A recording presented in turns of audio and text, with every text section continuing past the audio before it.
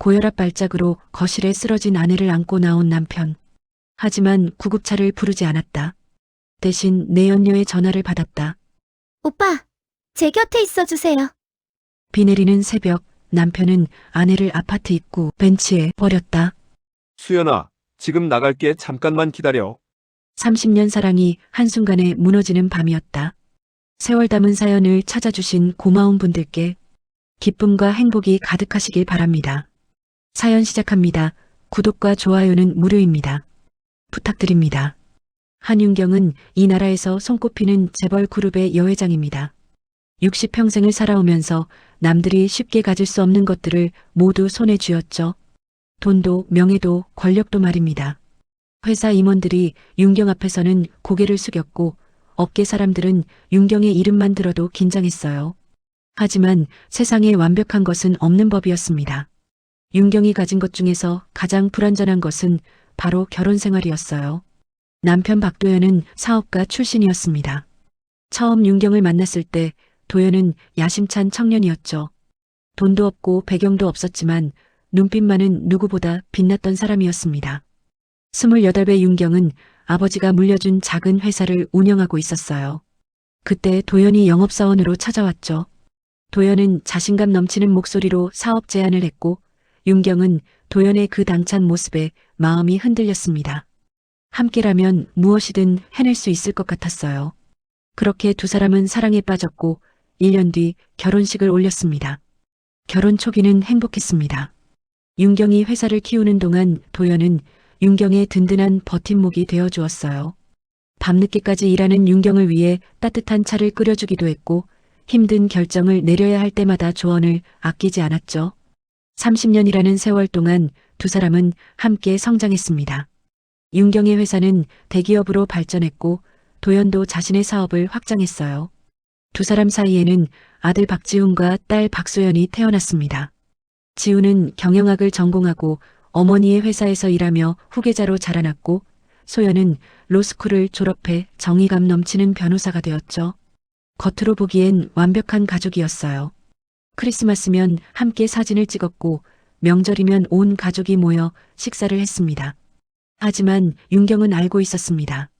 남편 도연이 회사 비서였던 정수연과 관계를 맺고 있다는 사실을 말이에요. 수연은 35에 젊고 야심찬 여성이었습니다. 도연보다 20살도 넘게 어렸죠. 윤경이 그 사실을 알게 된 건 1년 전이었어요. 도연의 자동차에서 향수 냄새를 맡았을 때였습니다. 윤경이 쓰지 않는 향이었죠. 그 뒤로 윤경은 조금씩 눈치를 챘어요. 도연이 늦게 귀가하는 날이 많아졌고 핸드폰을 볼 때마다 화면을 가렸습니다. 윤경은 처음 그 사실을 알았을 때 심장이 무너지는 것 같았습니다. 30년을 함께한 사람이 자신을 배신했다는 사실이 믿기지 않았어요. 하지만 윤경은 참았습니다. 30년을 함께한 정이 있었고 무엇보다 자존심이 허락하지 않았죠. 재벌가의 여회장이 남편의 바람 때문에 무너지는 모습을 세상에 보일 순 없었어요. 윤경은 모든 것을 혼자 삼켰습니다. 그날 저녁도 평소와 다를 바 없었습니다. 윤경은 회사 일로 늦게 귀가했어요. 이사회 회의가 길어져서 밤 9시가 넘어서야 집에 도착했죠. 현관문을 열고 들어서니 거실 소파에 도연이 앉아 서류를 보고 있었습니다. 윤경은 가방을 내려놓으며 말했어요. 당신 저녁은 드셨어요? 도연은 고개도 들지 않고 대답했습니다. 먹었소. 짧고 무뚝뚝한 대답이었습니다. 요즘 도연은 늘 이랬어요. 윤경과 눈도 잘 마주치지 않았고 대화도 필요한 것만 주고받았죠.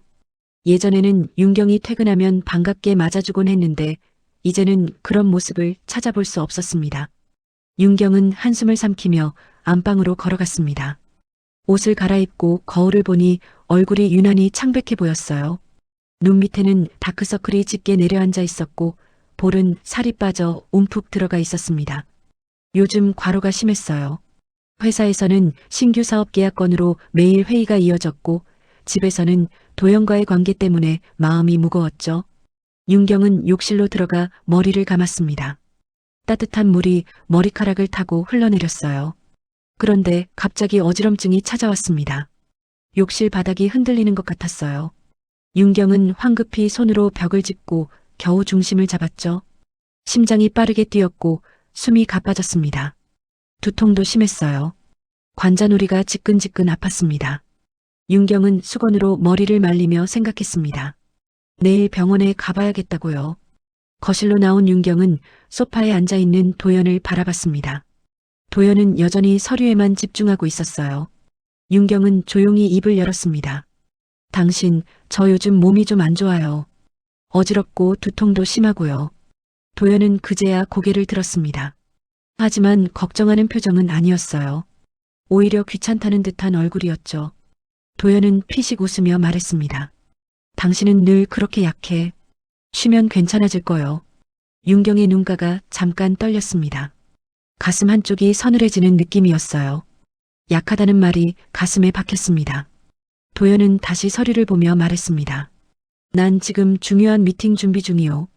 당신 괜찮아 보여도 쉬어야 해요. 그 말투에는 진심 어린 걱정이 전혀 없었습니다. 마치 형식적인 말을 던지는 것 같았어요. 윤경은 더 이상 말하지 않았습니다. 일어서서 안방으로 들어가며 문을 조용히 닫았죠. 침대에 누운 윤경은 천장을 바라봤습니다. 언제부턴가 도연과의 대화는 이렇게 겉돌기만 했어요. 30년 전 윤경의 손을 잡고 평생 당신 곁을 지키겠소라고 말하던 도연은 어디로 갔을까요? 지금 거실에 앉아있는 도연은 낯선 사람 같았습니다. 윤경은 눈을 감았습니다. 마음 한편에 균열이 생기는 것 같았어요. 30년을 함께한 부부였지만 지금 이 순간만큼은 도연이 너무나 멀게 느껴졌습니다. 밤은 깊어갔고 거실에서는 도연의 핸드폰이 조용히 진동했습니다. 화면에는 정수연의 이름이 떠 있었어요. 도연은 주위를 살피며 전화를 받았습니다. 낮은 목소리로 속삭이듯 말했죠. 지금은 통화하기 어려워. 내일 보자고. 그날 밤 윤경은 잠을 이룰 수 없었습니다. 침대에 누워 있어도 머릿속이 복잡했어요. 도연의 차가운 말투가 귓가에 맴돌았죠.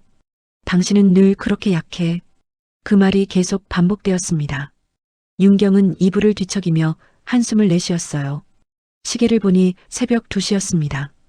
윤경은 일어나 거실로 나왔습니다. 목이 말랐어요. 부엌으로 걸어가 냉장고 문을 열고 물을 꺼냈죠. 찬물을 한 모금 마시는데 갑자기 가슴이 답답해졌습니다. 숨쉬기가 힘들었어요. 윤경은 컵을 내려놓고 가슴을 짚었습니다. 심장이 불규칙하게 뛰고 있었어요. 윤경은 거실 소파에 앉았습니다. 심호흡을 하며 진정하려 했죠. 하지만 어지럼증이 더 심해졌어요.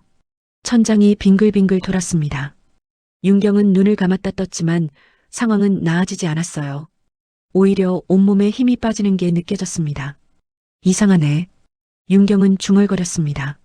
몸이 이렇게까지 안 좋았던 적은 처음이었어요. 윤경은 핸드폰을 꺼내려 했습니다. 구급차를 불러야겠다고 생각했죠. 하지만 손이 떨려서 핸드폰을 제대로 잡을 수가 없었어요. 핸드폰이 바닥에 떨어졌습니다. 윤경은 몸을 숙여 핸드폰을 집으려 했습니다. 그 순간 눈앞이 캄캄해졌어요. 윤경은 그대로 거실 바닥에 쓰러졌습니다. 의식이 흐릿해지면서 윤경은 안방 쪽을 바라봤어요. 도연을 불러야 했습니다. 하지만 목소리가 나오지 않았죠. 입술만 파르르 떨렸습니다. 바로 그때 안방 문이 열렸습니다. 도연이 나왔어요. 화장실을 가려던 참이었죠. 도연은 거실 바닥에 쓰러져 있는 윤경을 발견했습니다. 잠시 멈칫했어요. 윤경은 희미한 의식 속에서 도연을 바라봤습니다. 도연이 다가와 자신을 안아주길 바랐어요. 도연은 윤경에게 다가갔습니다. 무릎을 꿇고 윤경의 얼굴을 들여다봤죠. 윤경의 얼굴은 창백했고 입술은 파랗게 질려 있었습니다. 도연은 윤경의 맥을 짚어봤어요. 맥박이 너무 빨랐습니다. 고혈압 발작이었어요. 도연은 주머니에서 핸드폰을 꺼냈습니다. 하지만 구급차를 부르지 않았어요. 대신 화면을 내려다봤죠. 마침 핸드폰에 메시지가 와 있었습니다. 정수연이 보낸 메시지였어요. 오빠, 잠 안 와요. 내일 아침 일찍 만날 수 있을까요? 중요한 얘기가 있어요. 도연은 메시지를 읽으며 입술을 깨물었습니다. 수연과의 관계가 최근 복잡해지고 있었어요. 수연은 도연에게 이혼을 요구하고 있었죠. 함께 새로운 삶을 시작하자고 말했습니다. 도연은 흔들리고 있었어요. 바로 그때 핸드폰이 진동했습니다. 수연의 전화였어요. 도연은 윤경을 내려다보다가 전화를 받았습니다. 여보세요. 수연의 목소리가 들려왔습니다. 오빠, 저 지금 집 앞에 있어요. 나와줄 수 있어요? 오늘 정말 중요한 얘기를 해야 해요. 제가 떠날지도 몰라요. 오빠가 결정을 안 해주시면. 도연의 얼굴이 굳었습니다. 떠난다는 말에 가슴이 철렁했어요. 도연은 수연 없는 삶을 상상할 수 없었습니다.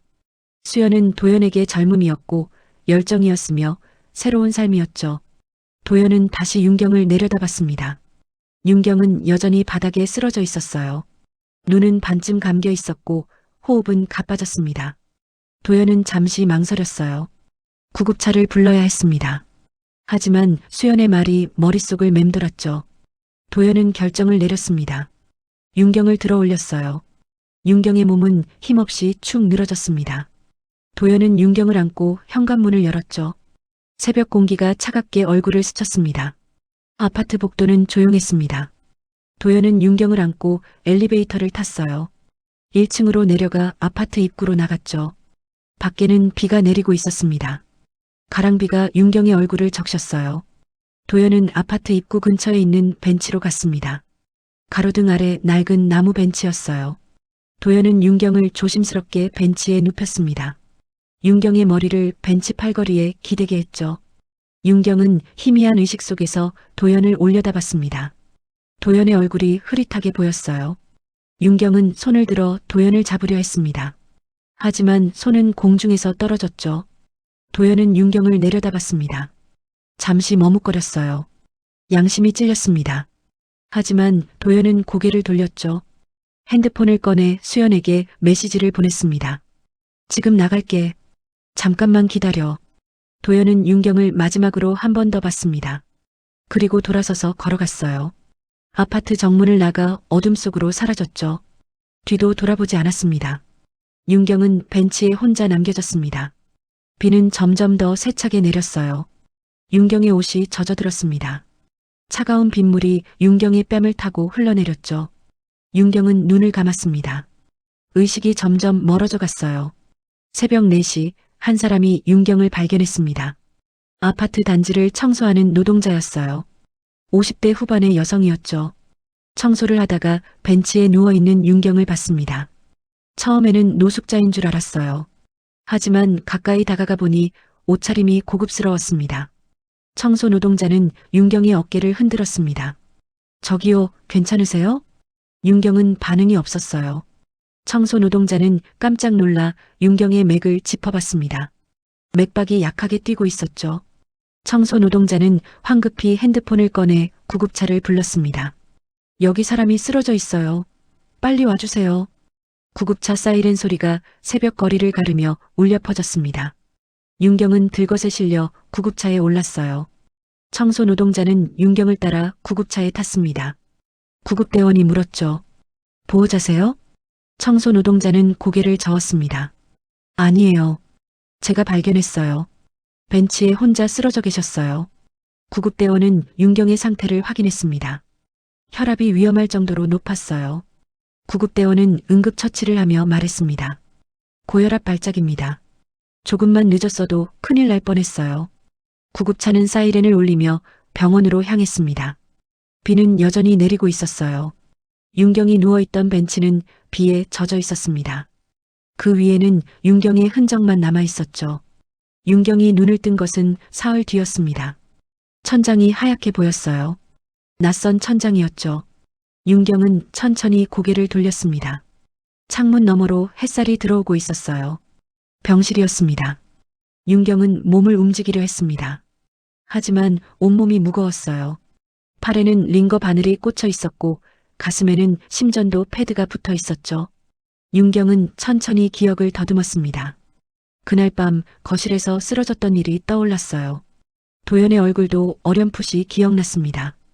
병실 문이 열렸습니다. 50대 여성이 들어왔어요. 간병인 옷을 입고 있었죠. 여성은 윤경이 깨어난 것을 보고 환하게 웃었습니다. 어머, 깨어나셨네요. 잠깐만 기다리세요. 의사 선생님 부를게요. 여성은 서둘러 밖으로 나갔습니다. 잠시 후 의사가 들어왔어요. 중년의 남자 의사였습니다. 의사는 윤경의 상태를 확인하며 말했죠. 정신이 드세요? 고혈압 발작으로 쓰러지셨습니다. 혈압이 굉장히 높았어요. 조금만 늦었어도 뇌출혈로 이어질 수 있었습니다. 윤경은 목이 말랐습니다. 입술을 적시며 물었어요. 여기가 어디죠? 성모병원입니다. 새벽에 구급차로 실려오셨어요. 윤경은 천천히 고개를 끄덕였습니다. 의사는 차트를 확인하며 계속 말했어요. 당분간 안정을 취하셔야 합니다. 스트레스를 최대한 줄이시고요. 혈압약도 꾸준히 드셔야 해요. 의사가 나간 뒤 간병인이 다가왔습니다. 따뜻한 물 한 컵을 건네며 말했죠. 천천히 드세요. 제 이름은 민자예요. 회장님 간병을 맡았습니다.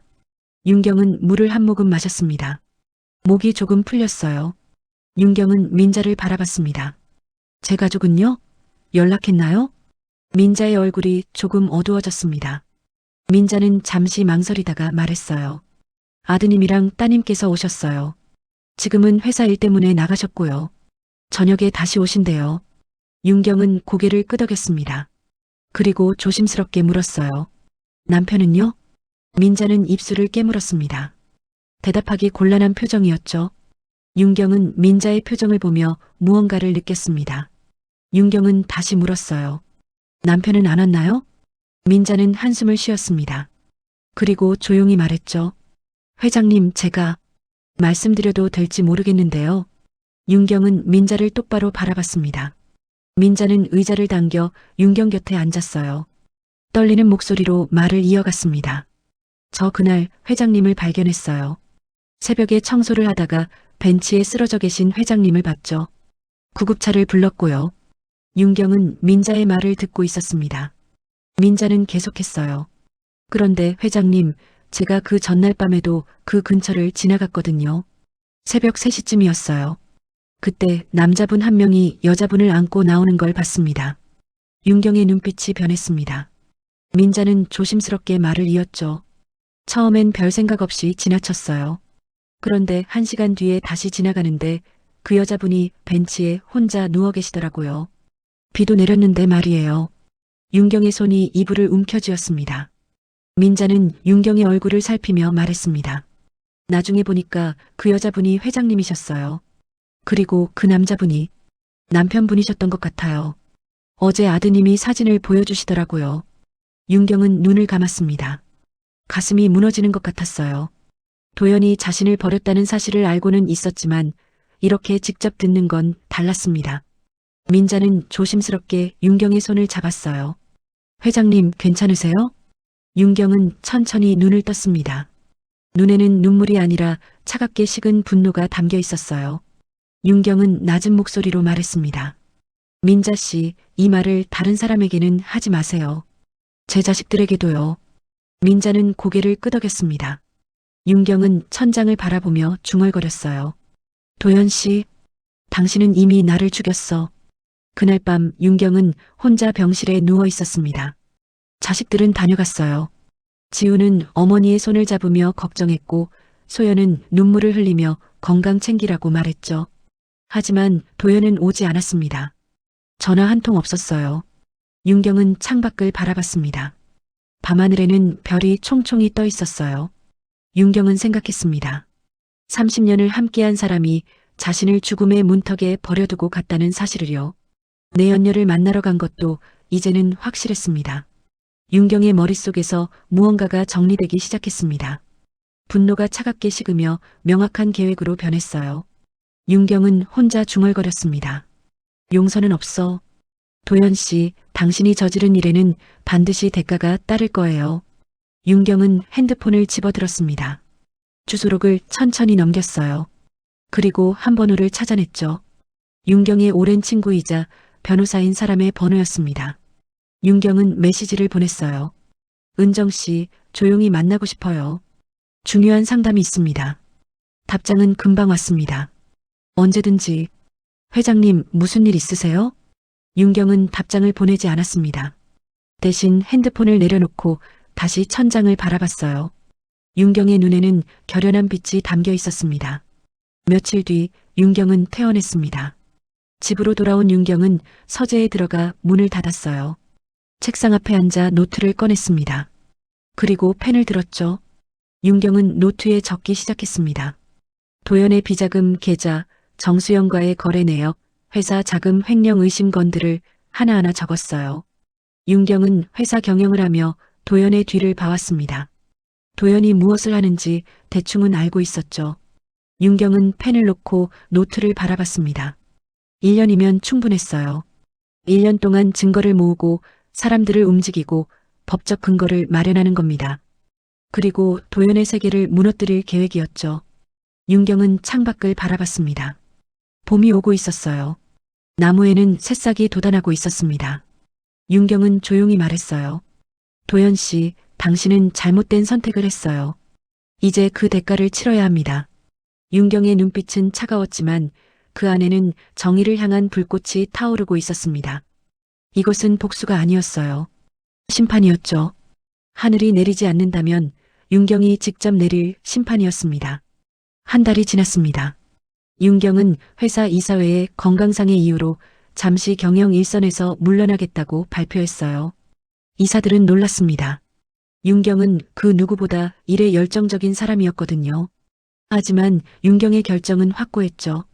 당분간 건강 회복에 집중하겠습니다. 회사 운영은 지훈에게 맡기겠어요. 지훈은 어머니의 뜻을 받들어 경영 대행 직무를 맡았습니다. 도연은 윤경의 발표를 듣고 안도했어요. 윤경이 회사 일에서 손을 떼면 자신의 일을 처리하기가 더 수월할 거라고 생각했죠. 도연은 요즘 정수영과 새로운 사업을 구상하고 있었습니다. 회사 자금을 빼돌려 만든 비자금으로 투자하려는 계획이었어요. 하지만 도연은 몰랐습니다. 윤경이 조용히 그의 모든 움직임을 지켜보고 있다는 사실을요. 윤경은 건강회복이라는 명분 뒤에 숨어 천천히 그리고 치밀하게 증거를 모으기 시작했습니다. 윤경의 서재는 작은 작전실이 되었습니다.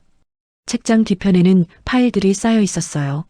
도연의 비자금 계좌 내역, 정수연 명의의 부동산 취득 문서, 회사 자금 이동 경로를 추적한 자료들이었죠. 윤경은 밤마다 이 자료들을 정리했습니다. 윤경은 옛 동료였던 회계사 최 과장을 조용히 만났습니다.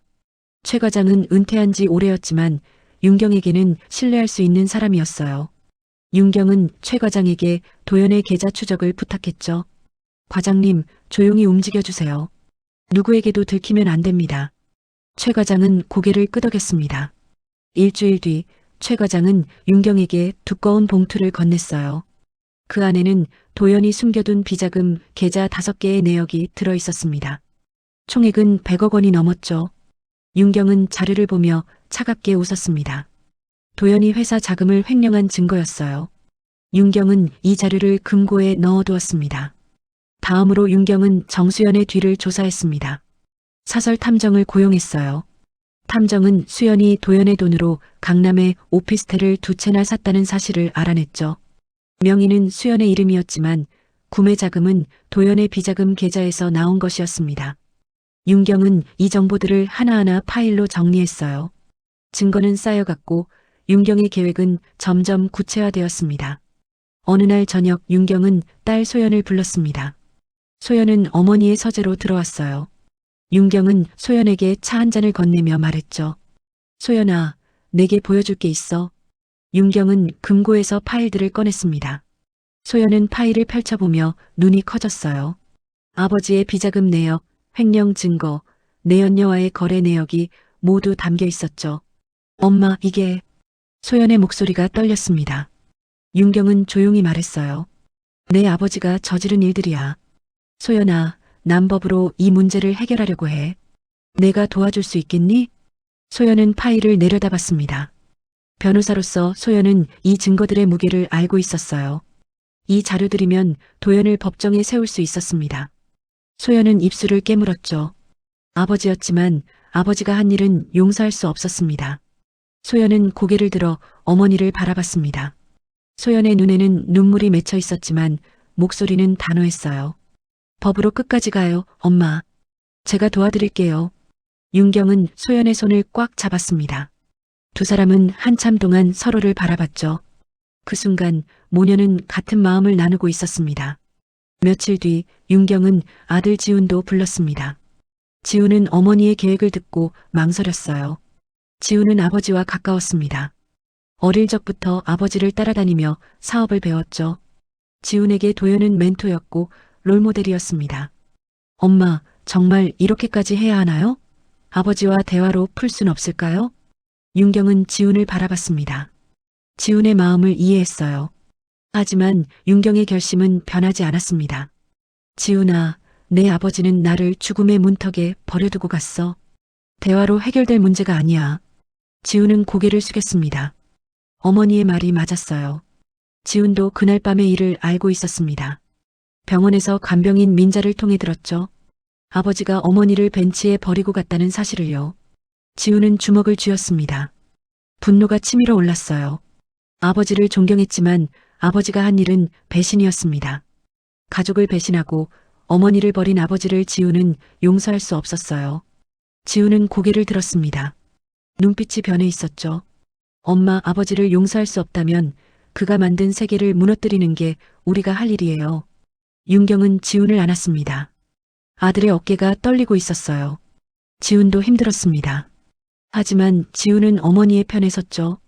그날 밤 윤경과 두 자녀는 서재에 모여 앉았습니다. 테이블 위에는 증거 자료들이 펼쳐져 있었어요. 윤경은 조용히 말했습니다. 1년이면 충분해. 1년 동안 모든 증거를 확보하고 법적 절차를 준비하는 거야. 소연이 물었습니다. 엄마, 목표가 뭐예요?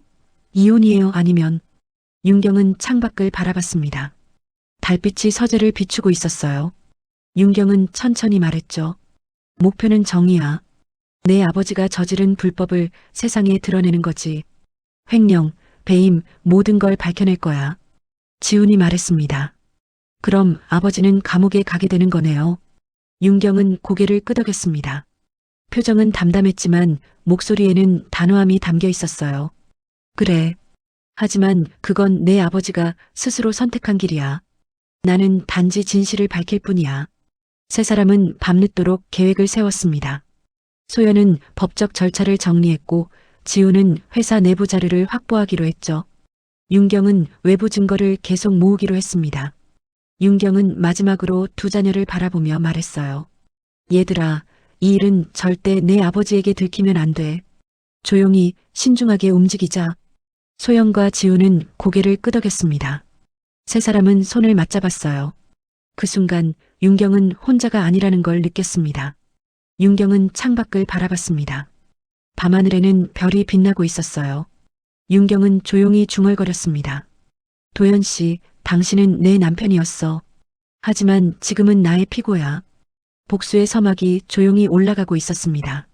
윤경의 눈빛은 차가웠지만 그 안에는 정의를 향한 확고한 의지가 타오르고 있었죠. 1년이 흘렀습니다. 그동안 윤경은 조용히 움직였어요. 겉으로는 건강을 회복하며 집에서 지내는 것처럼 보였지만 실제로는 도연의 모든 비리를 파헤치고 있었죠. 윤경의 서재 금고에는 증거 자료가 가득 쌓여 있었습니다. 소연은 법률 자문을 맡았어요. 검찰에 고발할 수 있는 법적 근거를 하나하나 만들어갔죠. 지훈은 회사 내부에서 도연의 자금 이동 경로를 추적했습니다. 회계장부에서 빠져나간 돈의 흔적을 모두 찾아냈어요. 그 사이 도연은 방심하고 있었습니다. 윤경이 회사 일에서 손을 뗀 것을 다행으로 여겼죠. 도연은 정수영과 함께 새로운 투자 사업을 진행했어요. 회사 자금을 빼돌려 만든 비자금으로 부동산과 해외 주식에 투자했습니다. 수연 명의로 된 계좌는 점점 불어났죠. 윤경은 이 모든 과정을 지켜봤습니다. 도연이 저지르는 범죄 행위를 일일이 기록했어요. 증거가 충분히 쌓일 때까지 기다렸죠. 마치 사냥꾼이 먹이를 기다리듯 인내심 있게 기다렸습니다. 드디어 때가 왔습니다. 어느 봄날 아침 윤경은 소연에게 전화를 걸었어요. 소연아, 이제 시작하자. 소연은 어머니가 모아둔 모든 증거 자료를 검찰에 제출했습니다. 횡령 혐의, 배임 혐의, 자금 세탁 혐의까지 모두 담겨 있었어요. 검찰은 즉시 수사에 착수했습니다. 일주일 뒤 검찰은 도연의 회사에 압수수색 영장을 들이밀었습니다. 검사와 수사관들이 회사 건물로 들어왔어요. 직원들은 당황했죠.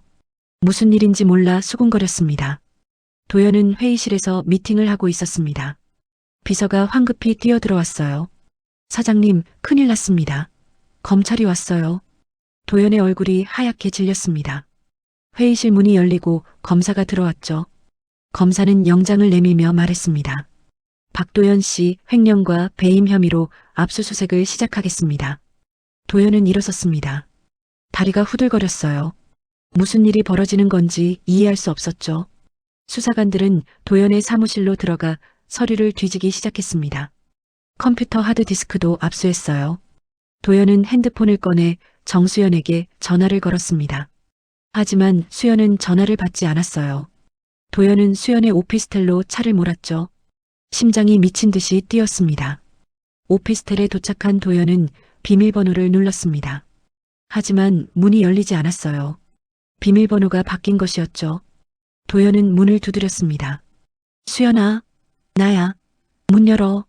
하지만 안에서는 아무 소리도 들리지 않았습니다. 도연은 다시 전화를 걸었어요. 이번에는 수연이 받았습니다.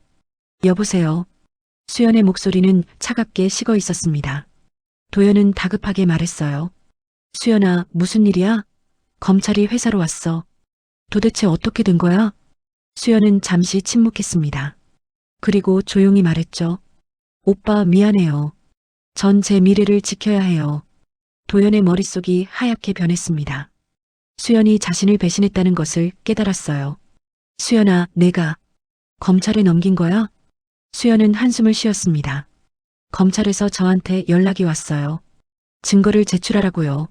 전 선택해야 했어요. 오빠와 함께 감옥에 가든지 아니면 제 이름을 지키든지. 도연은 주저앉았습니다. 복도 바닥에 털썩 앉아 핸드폰을 움켜쥐었어요. 수연아, 우리가 함께 시작한 일이잖아. 어떻게 날 배신할 수 있어? 수연의 목소리는 더 차가워졌습니다. 배신은 오빠가 먼저 했잖아요. 부인을 배신하고 저한테 온 거잖아요. 전 그냥 살아남는 거예요. 전화가 끊어졌습니다. 도연은 핸드폰을 바닥에 내동댕이 쳤어요. 화면이 깨졌습니다. 도연은 고개를 들어 천장을 바라봤죠. 모든 것이 무너지고 있었습니다. 그날 저녁 하늘에서 비가 쏟아지기 시작했습니다. 도연은 폭우를 뚫고 집으로 향했어요. 차 안에서 도연은 생각했습니다. 윤경이 떠올랐죠. 이 모든 일의 배후에 윤경이 있다는 것을 직감했습니다. 도연은 집 앞에 차를 세웠습니다. 비를 맞으며 현관으로 뛰어갔어요. 문을 열고 들어서니 거실에 윤경이 서 있었습니다. 윤경은 창밖을 바라보고 있었죠. 도연은 숨을 헐떡이며 외쳤습니다. 윤경, 내가 한 짓이지? 검찰에 고발한 게 너야. 윤경은 천천히 돌아섰습니다. 윤경의 얼굴은 평온했어요. 차가운 눈빛으로 도연을 바라봤죠. 맞아요. 제가 했습니다. 도연은 윤경에게 다가갔습니다. 주먹을 쥐고 떨고 있었어요. 윤경, 내가 어떻게 이럴 수가 있어? 우린 30년을 함께한 부부야. 윤경은 미소를 지었습니다. 하지만 그 미소에는 온기가 전혀 없었어요. 30년을 함께했던 사람이 날 죽음의 문턱에 버려두고 갔잖아요. 그날 밤 당신은 날 벤치에 두고 내연녀에게 갔어요. 도연의 얼굴이 일그러졌습니다. 윤경은 계속 말했어요. 하늘은 이미 판단했어요. 당신이 저지른 일들에 대해서요. 난 단지 그 손을 빌린 것뿐이에요. 도연은 뒤로 물러섰습니다. 다리에 힘이 풀려 소파에 주저앉았어요. 윤경은 도연을 내려다봤습니다. 당신은 제 남편이었어요. 하지만 그날 밤 당신이 날 버렸을 때 우리의 결혼은 끝났습니다. 이제 당신은 법의 심판을 받을 거예요. 윤경은 돌아서서 안방으로 걸어갔습니다. 도연은 거실에 혼자 남았어요. 창밖에서는 폭우가 쏟아지고 있었습니다. 도연은 고개를 떨구고 눈물을 흘렸죠. 모든 것을 잃은 남자의 눈물이었습니다. 석 달이 흘렀습니다. 도연의 재판은 빠르게 진행되었어요. 검찰이 확보한 증거는 명확했습니다. 회사 자금 횡령, 배임, 자금 세탁까지 모든 혐의가 입증되었죠. 도연의 변호인은 선처를 호소했지만 소용없었습니다. 법정에서 판사는 차갑게 말했습니다. 피고인 박도연은 회사 자금 200억 원을 횡령하고 이를 개인 용도로 사용했습니다. 징역 5년을 선고합니다. 도연은 법정에서 고개를 떨구었어요. 법정 방청석에는 윤경이 앉아 있었습니다. 윤경은 도연을 바라보지 않았어요. 창밖만 바라보고 있었죠. 도연은 윤경을 보려고 했지만 법정 경호원들이 도연을 끌고 나갔습니다. 하지만 도연이 감옥에 가기 전 보석으로 풀려났습니다. 항소를 준비한다는 명목이었죠. 도연은 자유의 몸이 되었지만 이미 모든 것을 잃은 뒤였어요. 도연의 회사는 파산했습니다. 횡령 사실이 알려지자 거래처들이 모두 등을 돌렸어요. 은행에서는 대출금 상환을 요구했고 회사는 결국 문을 닫았죠. 도연 명의의 재산은 모두 압류되었습니다. 집도, 차도, 은행 계좌도 모두 법원에 넘어갔어요. 도연은 갈 곳이 없었습니다. 친구들에게 연락했지만 아무도 받지 않았어요. 사업을 하며 쌓았던 인맥은 하루아침에 사라졌죠. 도연은 결국 허름한 하숙방을 얻었습니다. 월세 30만 원짜리 작은 방이었어요. 하숙방은 역 근처 낡은 건물 2층에 있었습니다. 방은 좁았어요. 창문도 작았고 벽지는 곳곳이 벗겨져 있었죠. 화장실과 부엌은 복도에 있는 공용시설이었습니다. 도연은 이런 곳에서 살아본 적이 없었어요. 첫날 밤 도연은 바닥에 누워 천장을 바라봤습니다. 형광등이 깜빡거렸어요. 옆방에서는 텔레비전 소리가 들렸죠. 도연은 눈을 감았습니다. 불과 몇 달 전만 해도 펜트하우스에서 살았는데 이제는 이런 곳에 누워 있다는 게 믿기지 않았어요. 도연은 정수연에게 다시 연락을 시도했습니다. 하지만 수연의 번호는 이미 바뀌어 있었어요. 도연은 수연의 오피스텔로 찾아갔죠. 하지만 경비원이 막았습니다. 출입금지 명단에 올라가 계십니다. 들어가실 수 없어요. 도연은 경비원에게 애원했습니다. 제발 좀 들여보내주세요. 중요한 얘기가 있어요. 하지만 경비원은 고개를 저었습니다. 도연은 오피스텔 앞에서 한참을 서성였어요. 하지만 수연은 나타나지 않았죠. 도연은 결국 돌아섰습니다. 도연은 매일 하숙방에서 홀로 지냈습니다. 먹을 것도 제대로 없었어요. 편의점에서 컵라면을 사다가 먹었죠. 돈이 떨어지자 아르바이트 자리를 알아봤습니다. 하지만 60이 넘은 나이에 일자리를 구하기는 쉽지 않았어요. 어느 날 저녁 도연은 편의점 앞 벤치에 앉아 있었습니다. 손에는 캔맥주가 들려 있었어요. 도연은 맥주를 마시며 하늘을 바라봤습니다. 별이 하나도 보이지 않았죠. 도연은 생각했습니다. 어디서부터 잘못된 걸까요? 도연은 과거를 떠올렸어요. 수연을 처음 만났던 날이 생각났습니다. 수연의 젊고 빛나는 미소가 도연을 사로잡았었죠. 도연은 수연과 함께라면 다시 젊어질 수 있을 거라고 생각했어요. 하지만 그것은 착각이었습니다. 수연은 도연의 돈과 권력을 원했을 뿐이었어요. 도연이 모든 것을 잃자 수연은 주저없이 떠났죠. 도연은 허공에 대고 웃었습니다. 쓸쓸한 웃음이었어요. 도연은 하숙방으로 돌아왔습니다. 방에 들어서니 더 쓸쓸했어요. 도연은 창문을 열었습니다. 밖에서 찬바람이 불어왔죠. 도연은 창밖을 내다봤습니다. 거리에는 사람들이 오가고 있었어요. 모두 자신의 삶을 살아가는 사람들이었죠. 도연은 문득 윤경을 떠올렸습니다. 그날 밤이 생각났어요. 윤경이 거실 바닥에 쓰러져 있던 순간이요. 도연은 그때 윤경을 벤치에 두고 수연에게 갔었죠. 도연은 고개를 저었습니다. 자신이 무슨 짓을 한 걸까요? 도연은 침대에 앉아 머리를 감싸쥐었습니다. 후회가 밀려왔어요. 도연은 중얼거렸습니다. 윤경. 그날 구급차만 불렀어도 도연의 목소리는 떨렸습니다. 만약 그날 밤 구급차를 불렀다면 어땠을까요? 윤경을 병원에 데려갔다면 어땠을까요? 지금처럼 모든 것을 잃지는 않았을 거예요. 아니, 애초에 수연과 관계를 맺지 않았다면 어땠을까요? 도연은 30년 전을 떠올렸습니다. 윤경과 처음 만났던 날이요. 윤경은 똑똑하고 아름다운 여성이었어요. 도연에게 기회를 준 사람도 윤경이었죠. 윤경이 없었다면 도연은 지금의 위치까지 올라올 수 없었습니다. 하지만 도연은 그 은혜를 배신했어요. 젊은 여자의 유혹에 넘어가 윤경을 버렸습니다. 회사 돈을 횡령하고 내연녀에게 퍼부었죠. 그리고 극점에는 죽어가는 아내를 길바닥에 버렸어요. 도연은 눈물을 흘렸습니다. 60평생 처음 흘리는 진심 어린 눈물이었어요. 도연은 깨달았습니다. 이 모든 불행은 하늘이 내린 천벌이 아니라는 것을요. 도연이 스스로 선택한 결과였습니다. 도연이 저지른 악행의 대가였어요. 도연은 벽에 기대 주저앉았습니다. 온몸에 힘이 빠졌어요. 도연은 윤경의 이름을 불렀습니다. 윤경, 미안해. 정말 미안해. 하지만 도연의 사과는 공허했습니다. 이미 늦었어요. 도연이 저질렀던 일들은 되돌릴 수 없었죠. 도연은 고개를 떨구고 울었습니다. 방 안에는 도연의 흐느끼는 소리만 울려 퍼졌어요. 밤은 깊어갔습니다. 도연은 창문을 통해 달을 바라봤어요. 달빛이 하숙방을 차갑게 비추고 있었습니다. 도연은 생각했죠. 자신의 인생은 이렇게 끝나는 건가요? 모든 것을 잃고 홀로 남겨진 채로요. 도연은 눈을 감았습니다. 내일은 또 어떤 하루가 기다리고 있을까요? 도연은 알 수 없었습니다. 다만 한 가지는 확실했어요. 도연은 이제 다시는 예전의 삶으로 돌아갈 수 없다는 것이었습니다. 석 달이 더 지났습니다.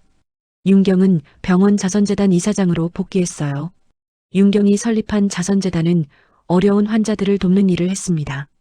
수술비가 없는 환자들에게 의료비를 지원하고 노인들을 위한 무료 건강검진을 진행했죠.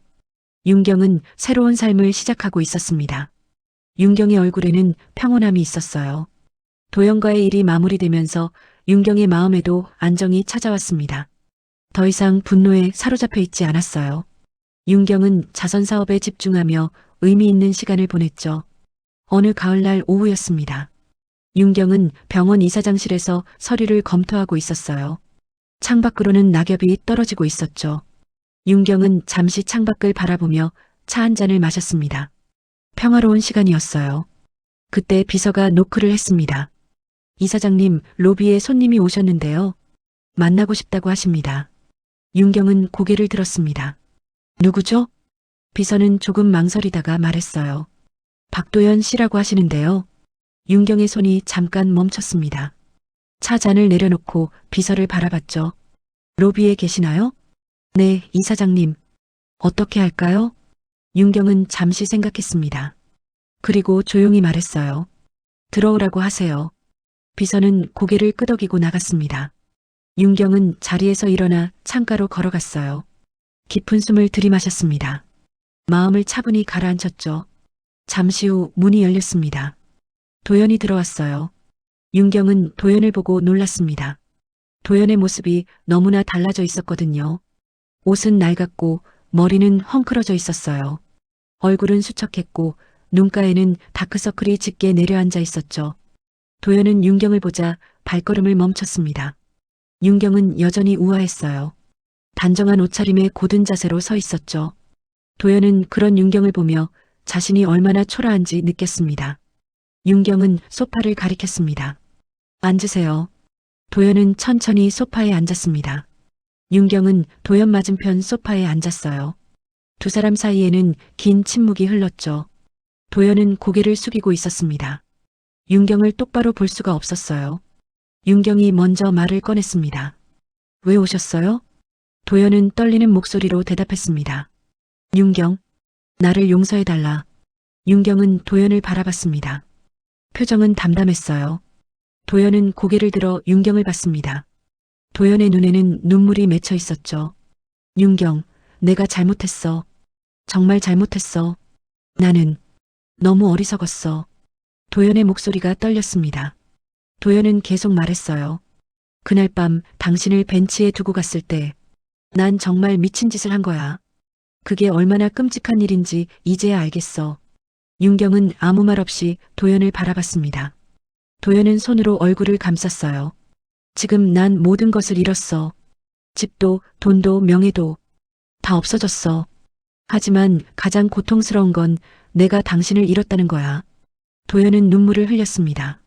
윤경은 도연의 눈물을 지켜봤어요. 윤경의 마음에는 복잡한 감정들이 스쳐 지나갔습니다. 한때 사랑했던 사람, 30년을 함께한 사람이 앞에서 무너지고 있었죠. 하지만 윤경은 더 이상 도연에게 흔들리지 않았습니다. 윤경은 조용히 말했어요. 용서는 신에게 맡길게요. 도연은 고개를 들었습니다. 윤경은 계속 말했죠. 하지만 당신이 버린 자리는 내가 다시 채웠어요. 당신 없이도 난 잘 살아가고 있습니다. 윤경은 일어섰습니다. 책상으로 걸어가 서랍에서 봉투 하나를 꺼냈어요. 도연에게 건넸죠. 이걸 받으세요. 도연은 떨리는 손으로 봉투를 받았습니다. 봉투를 열어보니 이혼 서류가 들어 있었어요. 그리고 편지 한 장이 함께 있었죠. 도연은 편지를 꺼내 읽기 시작했습니다. 편지에는 윤경의 마음이 담겨 있었습니다. 윤경은 편지에 이렇게 썼어요. 도연 씨, 우리가 함께했던 30년은 제 인생에서 지울 수 없는 시간입니다. 하지만 그날 밤 당신이 저를 버렸을 때 우리의 관계는 끝났습니다. 저는 이제 당신을 용서할지 말지를 고민하지 않습니다. 그건 제가 결정할 일이 아니니까요. 당신의 천벌은 제가 아닌 당신의 양심이 내릴 거예요. 도연은 편지를 읽으며 손이 떨렸습니다. 윤경은 도연을 내려다보며 말했어요. 당신은 스스로 선택했어요. 젊은 여자를 선택했고 돈을 선택했죠. 그리고 저를 버리는 선택을 했습니다. 이제 그 선택의 결과를 받아들이세요. 도연은 고개를 떨구었습니다. 윤경의 말이 가슴에 박혔어요. 윤경은 창가로 걸어갔습니다. 창밖의 낙엽을 바라보며 말했죠. 저는 이제 새로운 삶을 살고 있어요. 병원 자선재단을 통해 어려운 사람들을 돕고 있죠.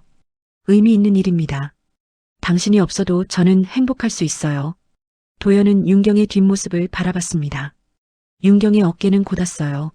흔들림이 없었죠. 도연은 깨달았습니다. 윤경은 이미 도연을 떠났다는 것을요. 마음으로도 삶으로도 완전히 떠났습니다. 도연은 일어섰습니다. 봉투를 꼭 쥐고 말했어요. 윤경, 마지막으로 한 가지만 말할게. 난 정말 미안해. 진심으로 후회하고 있어. 윤경은 돌아서서 도연을 바라봤습니다. 윤경의 눈에는 연민이 담겨 있었어요. 하지만 더 이상 사랑은 없었죠. 후회는 늦었어요. 하지만 당신의 남은 인생이라도 바르게 사세요. 도연은 고개를 숙였습니다. 그리고 천천히 문 쪽으로 걸어갔어요. 문을 열기 전에 도연은 뒤를 돌아봤습니다. 윤경은 창가에 서서 밖을 바라보고 있었어요. 도연은 그런 윤경을 마지막으로 보며 문을 닫았습니다. 윤경은 혼자 남았습니다. 창밖에서는 낙엽이 바람에 날리고 있었어요. 윤경은 한숨을 쉬었습니다. 가슴 한편이 먹먹했지만 윤경은 눈물을 흘리지 않았어요. 이미 흘릴 눈물은 다 흘렸으니까요. 윤경은 책상으로 돌아와 앉았습니다. 서류를 다시 펼쳤어요. 다음 주에 열릴 자선 행사 계획서였죠. 윤경은 펜을 들고 서류에 서명하기 시작했습니다. 윤경의 손은 흔들림 없이 움직였어요. 윤경은 중얼거렸습니다. 이제 시작이야. 내 새로운 삶의 시작. 병원 로비에서는 도연이 천천히 걸어나가고 있었습니다. 손에는 이혼 서류와 편지가 들려 있었어요. 도연은 병원 밖으로 나와 하늘을 올려다봤습니다. 하늘은 맑았지만 도연의 마음은 어두웠죠. 도연은 편지를 다시 한번 읽었습니다. 당신의 천벌은 제가 아닌 당신의 양심이 내릴 거예요. 도연은 편지를 접어 주머니에 넣었어요. 그리고 천천히 걸어가기 시작했습니다. 어디로 가는지도 모른 채 그냥 걸었죠. 도연의 발걸음은 무거웠습니다. 뒤를 돌아볼 수 없었어요. 앞으로 나아갈 이유도 보이지 않았죠. 도연은 그렇게 가을 거리를 홀로 걸어갔습니다. 낙엽이 도연의 발밑에서 바스락거렸어요. 1년이 흘렀습니다. 계절은 다시 봄을 맞이했어요. 벚꽃이 피어나고 따뜻한 바람이 불기 시작했죠. 세상은 변함없이 돌아가고 있었습니다. 윤경은 병원 자선재단 이사장으로서 바쁜 나날을 보내고 있었어요. 새로운 의료 지원 프로그램을 시작했고 지역 어르신들을 위한 건강센터도 열었습니다. 윤경의 얼굴에는 평온함이 자리 잡고 있었어요. 도연 없이도 윤경은 충만한 삶을 살아가고 있었죠. 자녀들도 각자의 삶을 잘 살아가고 있었습니다. 지우는 회사를 건실하게 운영하며 어머니의 자랑이 되었고 소연은 공익 변호사로서 약자를 돕는 일에 헌신하고 있었어요. 두 사람 모두 아버지의 그림자에서 벗어나 자신만의 길을 걷고 있었죠. 그날도 윤경은 평소와 다름없이 출근했습니다.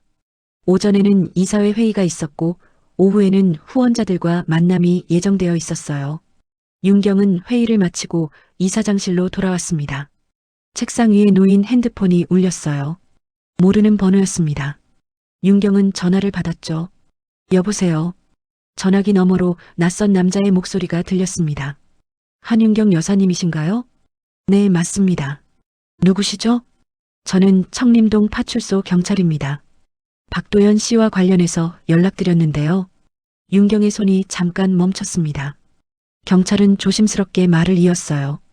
박도연 씨가 오늘 아침 하숙방에서 돌아가신 채로 발견됐습니다. 심장마비로 추정되고 있습니다. 윤경은 잠시 말이 없었습니다. 핸드폰을 꽉 쥔 손이 떨렸어요. 경찰이 다시 말했습니다.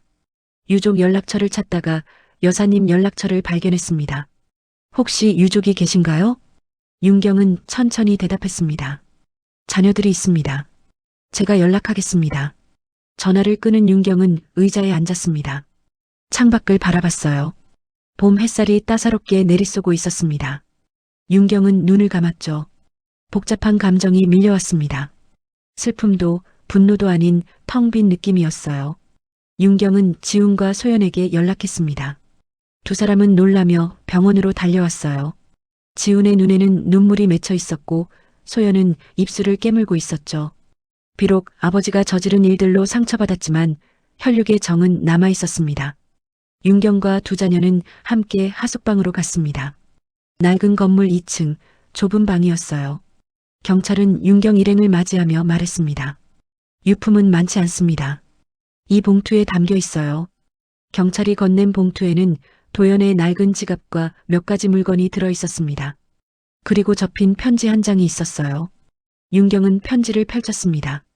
윤경이 도연에게 건넸던 바로 그 편지였죠. 경찰이 조용히 말했습니다. 고인께서 편지를 손에 쥔 채로 발견됐습니다. 윤경은 편지를 바라봤습니다.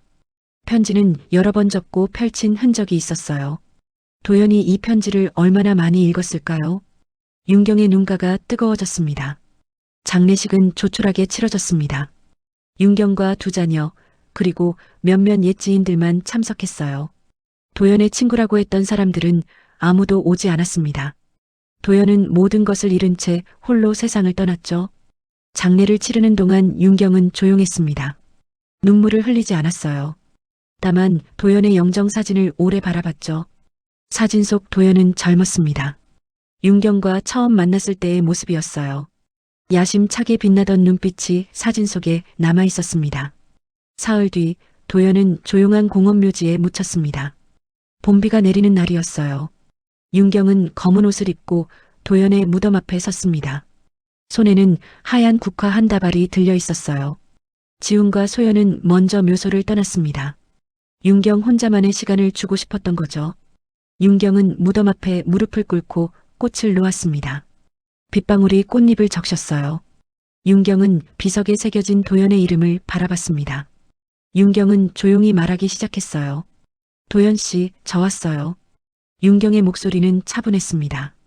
그날 당신이 나를 버렸던 길가에 오늘은 제가 꽃을 놓아요. 당신의 마지막을 위해서요. 바람이 불어와 윤경의 머리카락을 흔들었습니다. 윤경은 계속 말했어요. 30년을 함께했지만 우리는 결국 이렇게 끝났네요. 당신은 잘못된 선택을 했어요. 그리고 그 대가를 혹독하게 치렀죠. 윤경의 눈에 눈물이 맺혔습니다. 하지만 도연 씨, 당신이 남긴 고통으로 저는 배웠어요. 사람을 버리면 하늘이 그 자리를 채운다는 것을요. 당신이 저를 버렸을 때 하늘은 제 곁에 자녀들을 보내주었어요. 그리고 새로운 삶을 살아갈 힘을 주었죠. 윤경은 비석에 손을 얹었습니다. 저는 당신을 용서할 수 있을지 모르겠어요. 아직도 가슴 한편이 아파요. 하지만 미워하지는 않을게요. 미움은 저를 힘들게 할 뿐이니까요. 빗줄기가 조금씩 강해졌습니다. 윤경은 하늘을 올려다봤어요. 잿빛 구름이 하늘을 덮고 있었습니다. 도연 씨, 이제 편히 쉬세요. 당신의 고통도 후회도 이제 내려놓으세요. 하늘이 당신을 받아주길 바랄게요. 윤경은 일어섰습니다. 무릎에 묻은 흙을 털어냈어요. 마지막으로 한 번 더 비석을 바라봤죠. 안녕히 가세요, 도연 씨. 윤경은 돌아서서 천천히 걸어나갔습니다. 뒤를 돌아보지 않았어요. 윤경의 발걸음은 흔들리지 않았습니다. 윤경은 앞만 보고 걸었죠. 묘지 입구에는 지훈과 소연이 기다리고 있었습니다. 두 사람은 어머니를 보자 다가왔어요. 소연이 우산을 받쳐들었죠. 지우는 어머니의 손을 잡았습니다. 엄마, 괜찮으세요? 윤경은 아들을 보며 미소 지었습니다. 눈물이 섞인 미소였지만 거기에는 평온함도 담겨 있었어요. 괜찮아. 이제 정말 괜찮을 것 같아. 세 사람은 함께 차로 걸어갔습니다. 비는 계속 내렸어요. 하지만 하늘에서 조금씩 빛이 새어나오기 시작했습니다. 먹구름 사이로 햇살이 비치고 있었죠. 차 안에서 윤경은 창밖을 바라봤습니다. 비에 젖은 나무들이 보였어요. 새싹이 돋아나고 있었습니다. 봄은 어김없이 찾아왔죠. 윤경은 생각했습니다. 인생은 계속된다는 것을요. 슬픔도 고통도 시간이 지나면 지나간다는 것을요. 그리고 상처받은 마음도 언젠가는 치유된다는 것을 말이에요. 하늘에서는 늦은 봄비가 계속 내렸습니다. 하지만 그 빗방울은 천벌처럼 차갑지 않았어요. 오히려 따뜻했습니다. 마치 하늘이 흘리는 용서의 눈물처럼요. 윤경은 눈을 감았습니다. 가슴속 깊이 자리 잡고 있던 무거운 짐이 조금씩 가벼워지는 것을 느꼈어요. 윤경은 드디어 자유로워지고 있었습니다. 과거의 아픔에서, 분노에서, 그리고 도연에게서요. 차는 조용히 묘지를 빠져나갔습니다. 뒤편으로 공원 묘지가 점점 멀어져 갔어요. 윤경은 앞을 바라봤습니다. 새로운 길이 펼쳐져 있었죠. 윤경의 얼굴에는 희망이 떠올랐습니다. 하늘은 윤경에게 새로운 시작을 허락하고 있었습니다. 그리고 윤경은 그 시작을 받아들일 준비가 되어 있었어요. 봄비는 계속 내렸고 세상은 다시 푸르러지고 있었습니다. 지금까지 사연 들어주신 여러분께 진심으로 감사드립니다. 구독과 좋아요 부탁드립니다. 구독은 무료입니다. 세월 담은 사연을 찾아주신 고마운 분들께 기쁨과 행복이 가득하시길 바랍니다.